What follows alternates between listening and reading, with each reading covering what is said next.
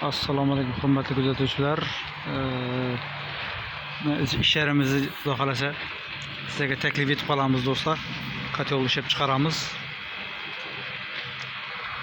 Adresimiz Qoraqalpog'iston Respublikasi Ellikqal'a tumani Qilchinoqdamiz do'stlar.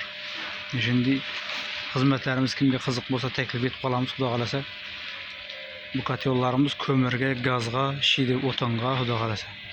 Turbolizatorli kotellarimiz 4'lik qalin garachlikdan bo'ldi xudo xolasa. Tayyor kotellarimiz ham bor xudo xolasa.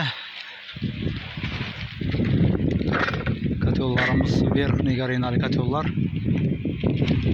Bu kotellarimiz ham mana 300 kvadratli 150 kvadratli kotellarimiz bor mana do'stlar. Verxniy garinali kotellarimiz 4 metrdan keyin aylanib chiqadi morga. 4 tane kitob bor ichida. Polni avtomatik xudo xolasa. Eshiklar ham vodinnoy bo'ladi.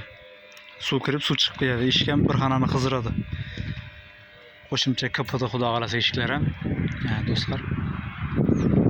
Kimga shunday xizmatlarimiz qiziq bo'lsa, xudo xolasa xizmatdamiz do'stlar. Xalqimiz xizmatidamiz xudo xolasa.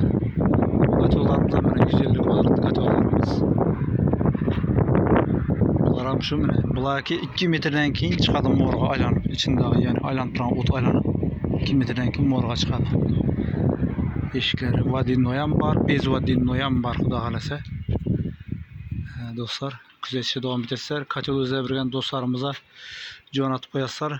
Kanalimizga obuna bo'lasizlar. Qo'ldan kelgancha taxlab beramiz xudo xolasa. Dastlabki xizmatlarimiz ham mavjud xudo xolasa. Sog' bo'lasizlar. Assalomu alaykum rahmatullohi va barakatuh.